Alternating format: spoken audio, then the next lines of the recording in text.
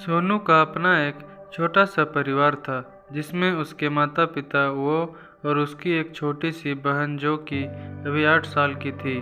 सोनू की उम्र 19 साल की है और वह अभी से अपने परिवार के बारे में चिंता करता था। वो सभी अपनी ज़िंदगी में बहुत खुश थे, लेकिन पता नहीं किसकी नज़र लग गई उनकी खुशियों को, जो उनके साथ एक के बाद एक हादसे हो रहे थे। उसके पिता राजवर्धन को पैरालिसिस का अटैक आया और वो बेड रेस्ट पर चले गए। उनके घर में वो ही एक कमाने वाले थे। अब सोनू ने अपने घर को जिम्मेदारी को उठाने का फैसला किया। वो एक जॉब ढूंढने लगा और उसको एक जॉब मिली भी, लेकिन वो सिर्फ 7,000 रुपये महीना दे रहे थे। सोनू ने सोचा कि कुछ नहीं मिलने से तो अच्छा है कि कुछ मिल जाए, इसलिए उसने वो जॉब करना शुरू कर दिया। उसने ये भी सोचा था कि कुछ महीने इस जगह पर जॉब करूँगा और फिर एक्सपीरियंस मिलने के बाद किसी दूसरी जगह पर जॉब कर लूँगा जहाँ पर अच्छी सैलरी मिलती होगी। इसलिए उसने 6 महीने तक वो जॉब की और फिर वो जॉब छोड़कर दूसरी जगह लग गया, क्योंकि उसने पहले से ही दूसरी नौकरी ढूंढना शुरू कर दिया था और अब उसके पास 6 महीने एक्सपीरियंस भी था। तो उसको 15,000 रुपये महीने की जॉब मिल गई। अब उसको अच्छी जॉब मिल गई। वो मेहता ग्रुप के लिए काम करने लगता। उसके पिता भी अब ठीक हो रहे थे। वो अपने जीवन की महत्वपूर्ण घटनाओं को एक डायरी में लिखा करते थे। एक दिन जब राजवर्धन सोए हुए थे तो सोनू की नज़र उनके पास पड़ी। डायरी पर पड़ी। सोनू ने सोचा कि देखते हैं पापा क्या लिखते हैं इस डायरी में। उसने जब उस डायरी के पहले पन्ने को देखा तो वो हैरान हो गया, क्योंकि उस पन्ने पर एक बहुत बड़े परिवार की तस्वीर थी जिसमें लगभग 15 से 20 लोग थे। उस तस्वीर के नीचे लिखा था मेरा परिवार। ये देखकर सोनू हैरान था, क्योंकि उस तस्वीर में उसके पापा भी थे। फिर उसने अगला पन्ना खोला तो उसमें एक बूढ़े आदमी की तस्वीर लगी थी जिसके नीचे दादाजी लिखा था। उसके बाद एक बूढ़ी औरत की तस्वीर थी जिसके नीचे दादी माँ लिखा था। फिर पिताजी और माँ की भी तस्वीरें थी। इस तरह आगे सभी की तस्वीरों के नीचे उनके नाम और पहचान लिखी थी। इसके बाद उस डायरी में उस समय की बात लिखी थी जब पिताजी की शादी माँ से हुई। पिताजी ने माँ से लव मैरिज की थी। उनकी शादी के बाद पिताजी ने उस घर से निकाल दिया गया, क्योंकि उनके पिता ने उनकी शादी अपने किसी दोस्त की बेटी के साथ तय की थी और शादी के 5 दिन पहले राजवर्धन ने शादी कर ली थी, वो भी अपनी पसंद की लड़की से। ये सब देखकर राजवर्धन के पिता हर्षवर्धन बहुत दुखी थे, क्योंकि राजवर्धन ने उनकी इज्जत को खाक में मिला दिया।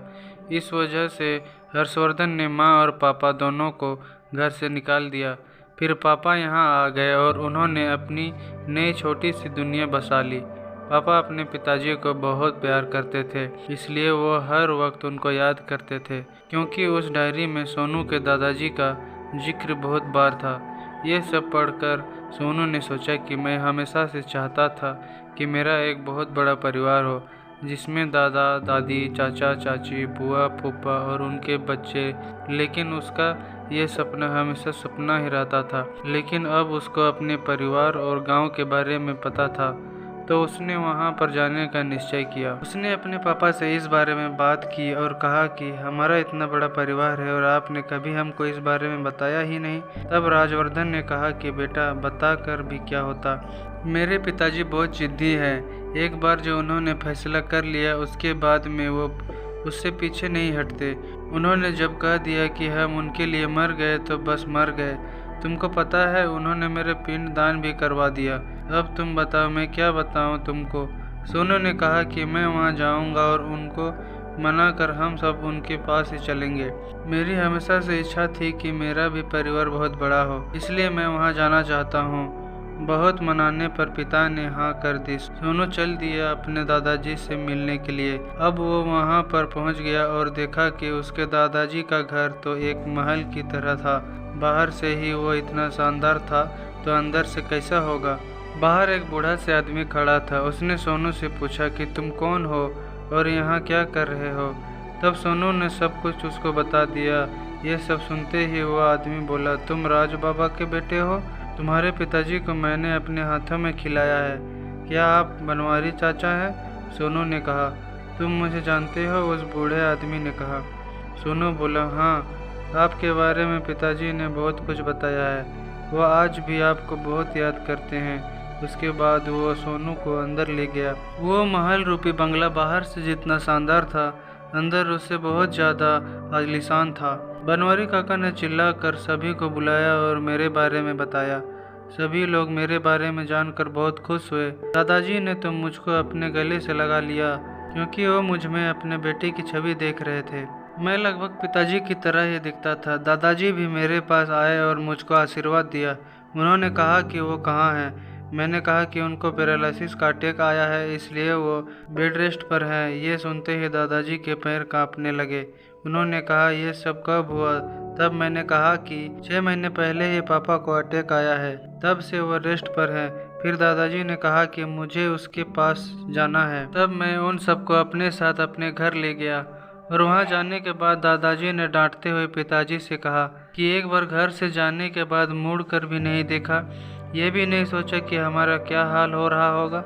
हम जी रहे हैं या मर रहे हैं, किसी भी चीज़ के बारे में पता नहीं किया। पिताजी ने कहा कि मुझे लगा आप अभी भी नाराज हैं, इसलिए मैं कभी वहाँ नहीं गया। दादाजी ने भी पापा को बहुत डांटा। ये सब देखकर मैं बहुत खुश हो रहा था। माँ ने भी दादाजी के पैर छुए और माफ़ी मांगी। दादाजी ने कहा कि माफ़ी तो इस नालायक को मांगनी चाहिए, क्योंकि इसने मेरे परिवार को मुझसे दूर रखा। इस प्रकार सभी ने अपने गीले शिकवे दूर किए। फिर दादाजी हमको अपने घर ले गए। मुझे फिर ये पता चला कि मैं जिस कंपनी में काम करता हूँ, उस कंपनी का मैं मालिक हूँ। इस तरह मेरे परिवार का सपना पूरा हुआ।